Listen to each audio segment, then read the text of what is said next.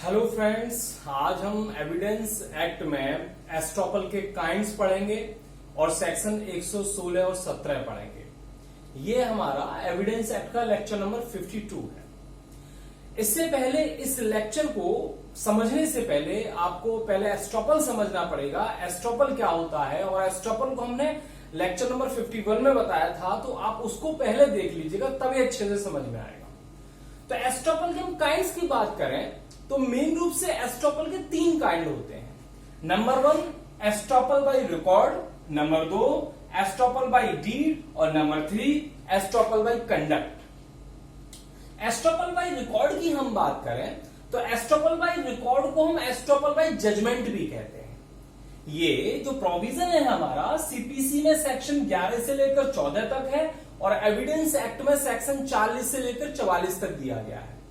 इसको आप simple way में ऐसे समझ सकते हैं, जब दो पार्टीज के मध्य कोई केस होता है और उस केस को लेकर के कोर्ट ने कोई जजमेंट दे दिया है और उस जजमेंट के पश्चात जो भी पक्षकार के पास अपील का राइट था, जो भी रेमेडीज थी, उन रेमेडी का यूज कर लिया है और लास्टली जो आपका केस है वो फाइनल हो गया है।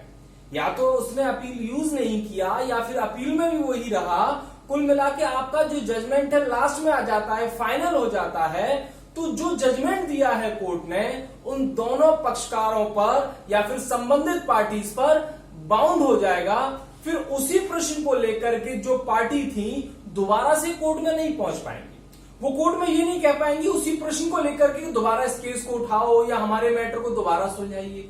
यदि वो कोर्ट इसी फैक्ट को लेकर पहुंचती है तो पार्टीज पर एस्ट्रोपल अप्लाई हो जाएगा, अर्थात वो उस जजमेंट से बाउंड हो जाएंगी और दोबारा से कोर्ट इस फैक्ट को दोबारा से इंटरटेन नहीं कर पाएगा। तो ये होता है हमारा एस्ट्रोपल बाय जजमेंट, यानी कि जजमेंट द्वारा एस्ट्रोपल लग रहा है। परंतु इसके लिए आवश्यक है कि जिस कोर्ट ने पहले जजमेंट दिया था वो कोर्ट कॉम्पिटेंट होना चाहिए, उसको सुनने के लिए प्राधिकृत होना चाहिए और जो जजमेंट दिया हो कोर्ट ने वह गलत तरीके से, यानी कि फ्रॉड से, कॉल्यूजन से या फिर गलत मीन से प्राप्त न किया गया हो। तो ये है हमारा एस्ट्रोपल बाय रिकॉर्ड या जजमेंट। तो एस्ट्रोपल बाय रिकॉर्ड को जजमेंट भी कहते हैं। इसकी कंडीशंस क्या हो गई?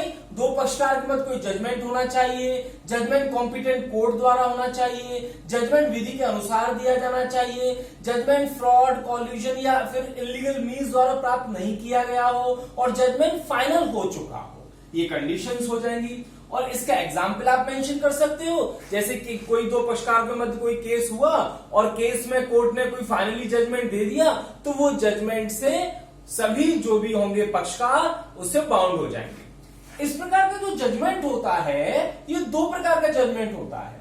एक होता है जजमेंट इन रेम और एक होता है judgement in पर्सोनम। Judgement in rem का मतलब होता है एक ऐसा जजमेंट जो सारे संसार पर, वर्ल्ड पर प्रभावी होता है, और जजमेंट इन पर्सोनम जो केवल जो कोर्ट के जो केस के जो पक्षकार हैं केवल वही बाध्यकारी होंगे और नहीं होंगे। तो ये हमारा हो गया जजमेंट इन रेम, जजमेंट इन पर्सोनम। तो एक केस था भूरा Singh versus state of Punjab के मामले में कोर्ट ने कहा if estoppel will not apply if the judgment is obtained if the judgment is defective। यदि कोई जजमेंट डिफेक्टिव है, गलत तरीके से लिया गया है, तो फिर उस पर एस्ट्रोपल अप्लाई ही नहीं होगा, क्योंकि यहां पर जो है तभी एस्ट्रोपल अप्लाई होगा जो जजमेंट दिया था वो सही तरीके से, सही मीन से दिया गया हो, विधि का पालन करके दिया गया हो। तो ये है आपका एस्ट्रोपल बाय रिकॉर्ड। इसका उद्देश्य भी यही है, जैसे हमने रेस जुडिकाटा में पढ़ा था सेक्शन 40 से 44 स्टेट वर्सेस नल्ली के केस में भी कहा गया था कि इसका जो उद्देश्य है वो कहीं ना कहीं ये है कि एक ही बात को लेकर के पक्षकार को बार बार परेशान नहीं किया जाना चाहिए। स्टेट वर्सेस नल्ली के मामले में यही समझा था।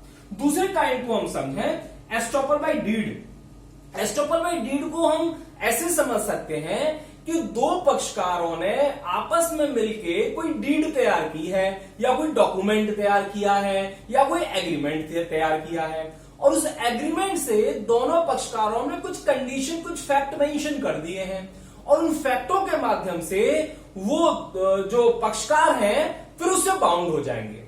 यदि कोई दो पक्षकारों ने कोई डीड बना ली है, एग्रीमेंट बना ली है और उस डीड में कुछ फैक्ट लिख दिए हैं और डीड वैलिड तरीके से एज पर लॉ बनाई गई है, फ्रॉड तरीके से या फिर जो मीन्स है, जो आवश्यक प्रोसीजर है उसको नहीं अपनाया गया है तो नहीं होगा। यानी कि प्रोसीजर लीगल होना चाहिए, पक्षकारों ने डीड सही तरीके से बनाई हो और जो डीड में जो फैक्ट मेंशन कर दिए हो फिर उस फैक्ट से जो लिखे हैं फिर वो पक्षकार बाउंड हो जाएंगे, उससे डिनाई नहीं कर सकते, वो ये नहीं कह सकते कि इसमें ये नहीं था कुछ और था। और यदि वो उससे डिनाई करते हैं तो उस पर एस्टॉपल लागू हो जाएगा, चाहे वो मॉर्गेज का केस हो, चाहे वो लीज का हो, चाहे कोई भी मैटर हो। तो ये हो गया two parties executed a document और डीड और एग्रीमेंट, और आपका पार्टीज बाउंड हो जाते हैं, चाहे पार्टीज हो, चाहे रिप्रेजेंटेटिव हो, या उनके बिहाफ पर कोई भी केस ला रहा है वो सभी इससे बाउंड हो जाएंगे। No party can deny from the fact which is mentioned in the document. Deed should be valid as per law. तो ये आपका था एस्टॉपल बाय डीड। अब हम बात करें एस्टॉपल बाय कंडक्ट की।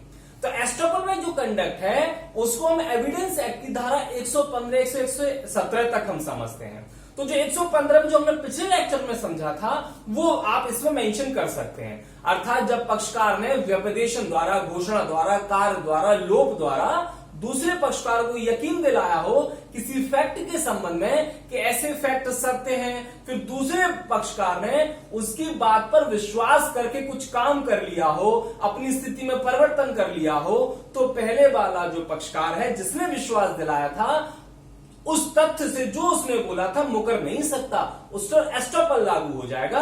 तो हमने पहले लेक्चर में अच्छे से समझ लिया था, तो इसको हम यहां पर नहीं बता रहे हैं। इसको एस्टॉपल बाय पाइस भी कहते हैं।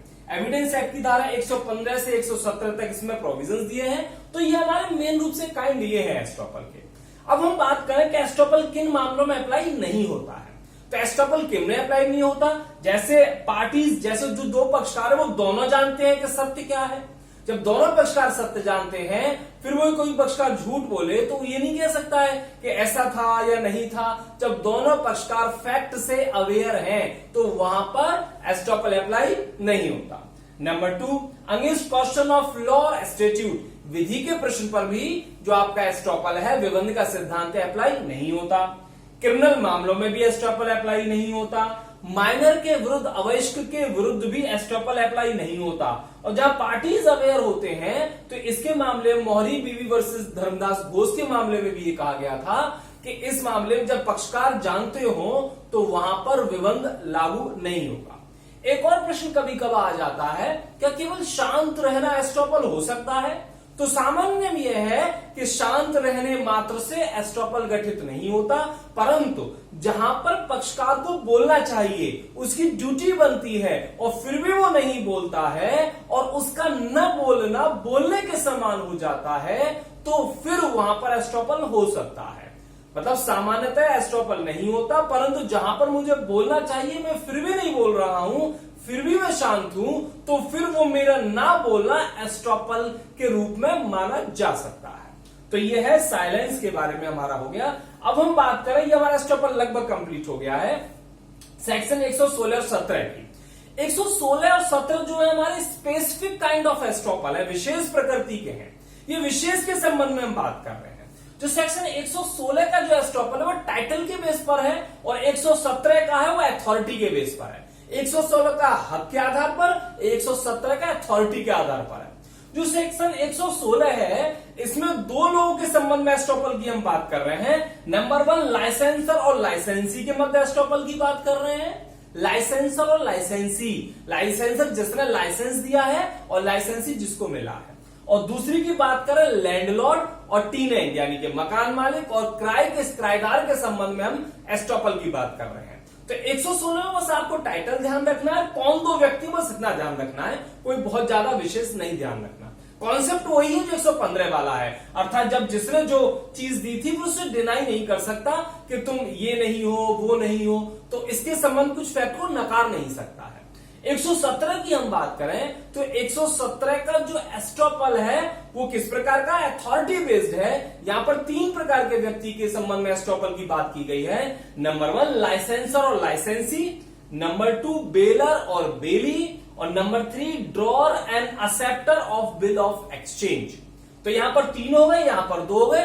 इनके संबंध में बात की गई है। आपके पीटी में जो क्वेश्चन लगाएंगे बस यही पॉइंट आएंगे और कुछ नहीं आएगा।